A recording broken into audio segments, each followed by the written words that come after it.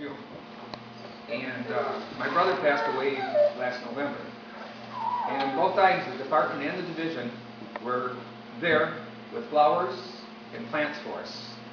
In fact, we even had a plant at our house waiting for us when we come home from my mother's funeral.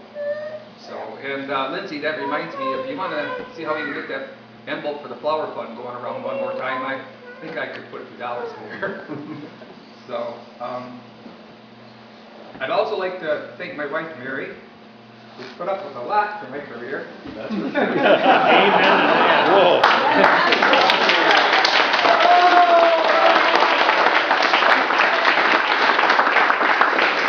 And some of this we've already covered, but bear with me, we're going to cover it again here. I've had to transfer 11 times in my career.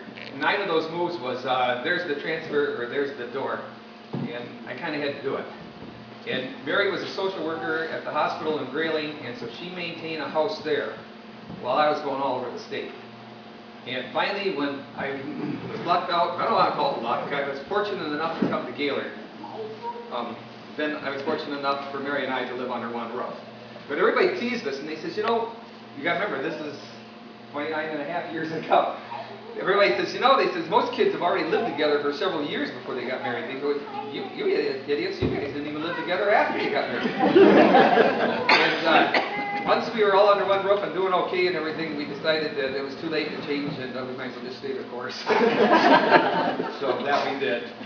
But I'd like to thank everybody for listening to all my goofy jokes. You know.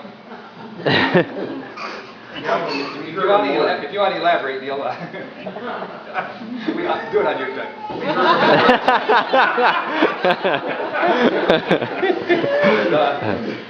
I think they were repeated at the end. Yeah, a couple of them might have been, but the names are changed to protect the innocent. Louder. For real?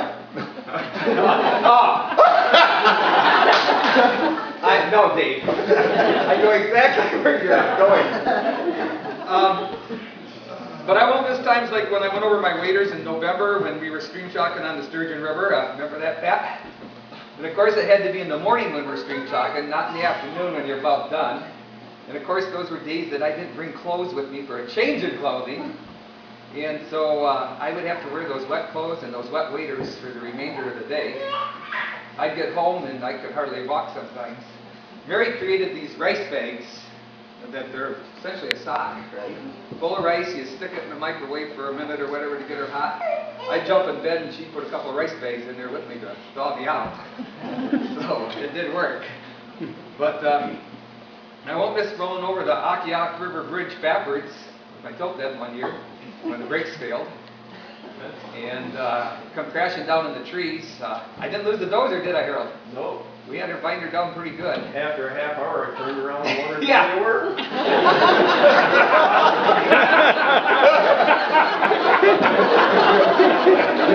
There's a little more of a story on that one, too.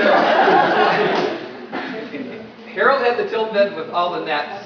I had the tilt bed with the tractor. And Harold was leading. And you come along and you cross the bridge. And the river's way down there. And I started downshifting. Harold had already gotten on Akiak River Road and was gone. And I did something borderline stupid. I took the truck out of gear and with the clutch and all, and applied the brakes. There were no brakes. There were no brakes whatsoever. Unknown to me, what went wrong, I'm pumping the brakes, trying to get them to build up, trying to get them back. And they did come back. Now, hindsight, what I should have done is taken the ditch, turned the key off, did anything but what I did too. And so I started rolling backwards. And when I come to the bridge, I was starting to fishtail, no pun intended. And I thought I was going to go over the side, so I got out of my seatbelt. And the end of the truck hit the bridge and put me perpendicular to the bridge, and I went flying through the woods.